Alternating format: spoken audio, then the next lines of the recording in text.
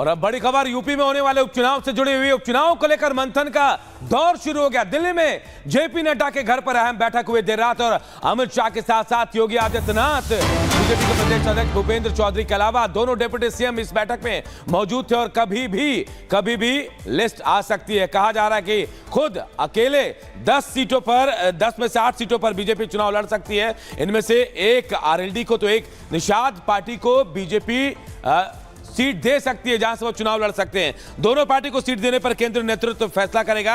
20 अक्टूबर वो तारीख बताई जा रही है जब लिस्ट जारी होगी।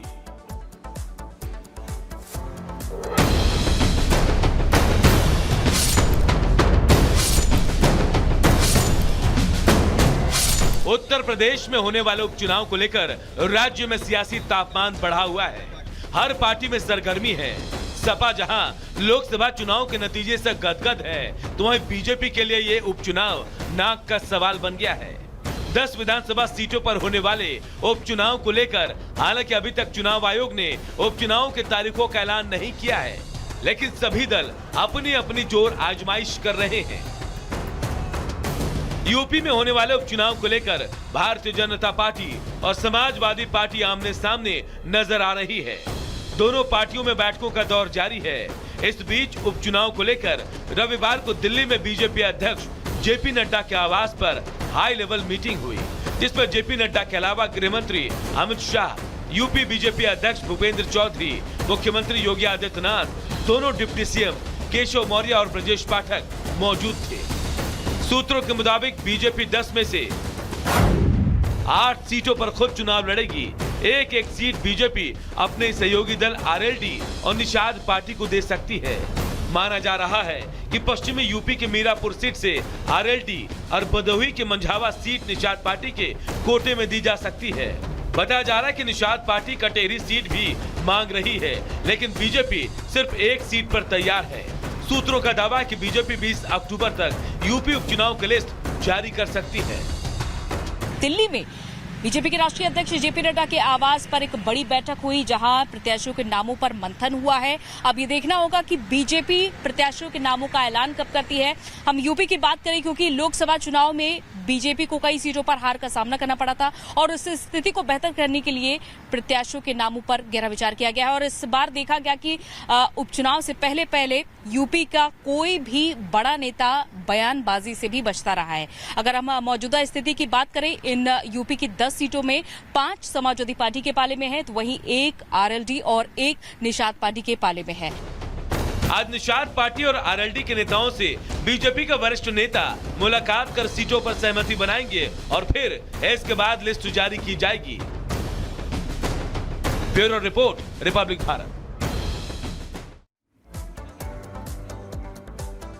तो आपको बता दें, उत्तर प्रदेश में 10 सीटों पर उपचुनाव होने वाले हैं। इसको लेकर अब बीजेपी ने अपनी पूरी ताकत झोंक दी है। इसी कड़ी में आपको बता दें, 10 सीटों में से 8 सीटों पर बीजेपी चुनाव लड़ेगी और 1 सीट आरएलडी को दे सकती है। इसके अलावा आपको बता दें, 1 सीट निषाद पार्टी को दी जा सकती है। इसको लेकर कल बड़ा मंथन हुआ है जेपी नड्डा के आवास पर, जहां पर मुख्यमंत्री योगी आदित्यनाथ भी मौजूद रहे थे। इसके अलावा तमाम बड़े नेता अमित शाह भी वहां पर मौजूद रहे थे और एक बड़ी रणनीति उपचुनाव को लेकर तैयार की गई है। और यह माना जा रहा है कि 20 अक्टूबर तक जो लिस्ट है उम्मीदवारों की, वो भी सामने आ सकती है। और आइए अब बढ़ते हैं आगे। एक तरफ हिजबुल्लाह के 2 चीफ और कई टॉप कमांडर्स ढेर होने के बाद अब जो मनोबल है हिजबुल्लाह का, वो लगातार गिरता जा रहा है। ईरान समर्थित हिजबुल्लाह की अगर हम बात करें तो लगातार इजराइल पर अटैक कर रहा है, नेतन्याहू को आंखें दिखा रहा है, अपने अटैक से डराने की कोशिश कर रहा है। हिजबुल्लाह के अटैक से इजराइल में क्या तबाही मची है, इस रिपोर्ट के जरिए देखिए।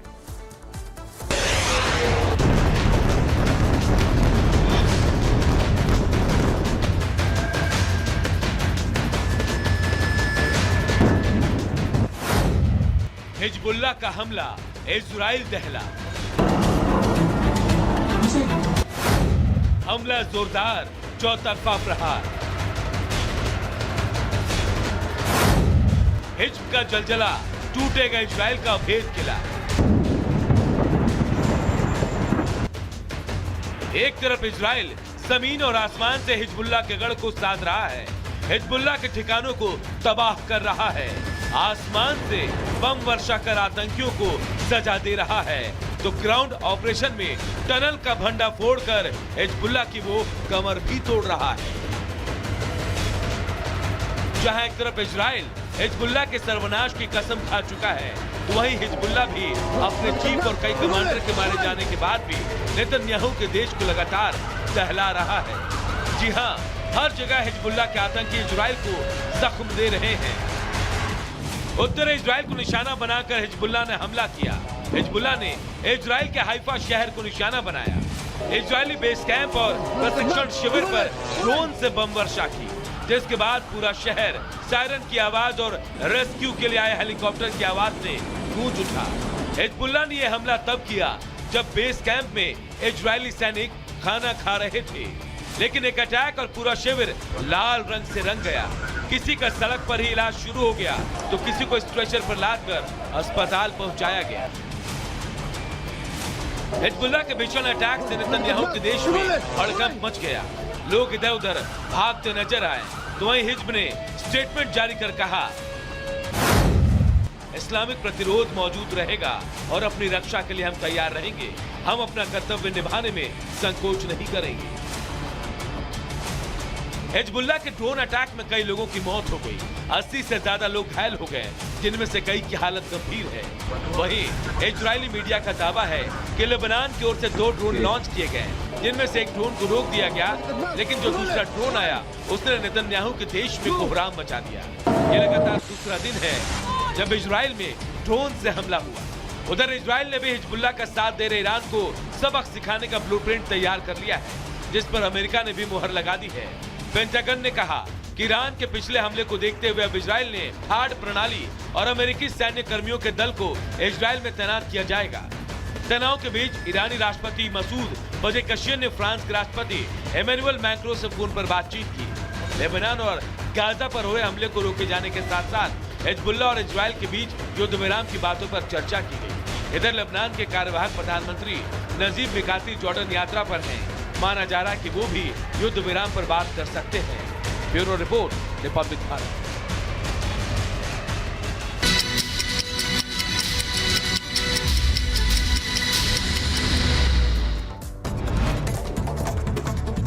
उत्तर प्रदेश के बहराइच में प्रतिमा विसर्जन के दौरान जमकर बवाल। 2 गुटों के विवाद के बाद फायरिंग, तोड़फोड़ और आगजनी। गोली लगने से एक युवक की मौत, 2 लोग गंभीर रूप से घायल।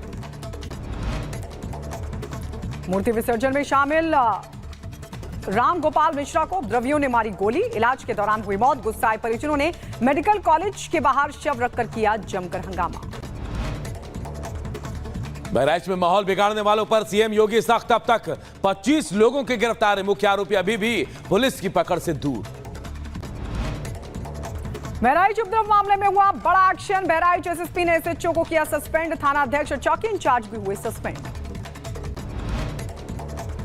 यूपी के गाजियाबाद में रेप के आरोपी से पुलिस की मुठभेड़। बदमाश के पैर में लगी गोली, अस्पताल में कराया गया भर्ती। पश्चिम बंगाल के कूच बिहार में दर्दनाक हादसा हुआ। तेज रफ्तार बाइक ने कार को मारी टक्कर। टक्कर के बाद बाइक में लगी भीषण आग। बाइक सवार 2 लोग झुलस गए। जम्मू कश्मीर के तुलाल मार्केट में लगी भीषण आग। आग लगने के बाद अफरा तफरी का माहौल। दमकल की टीम मौके पर मौजूद। फिलहाल आग पर काबू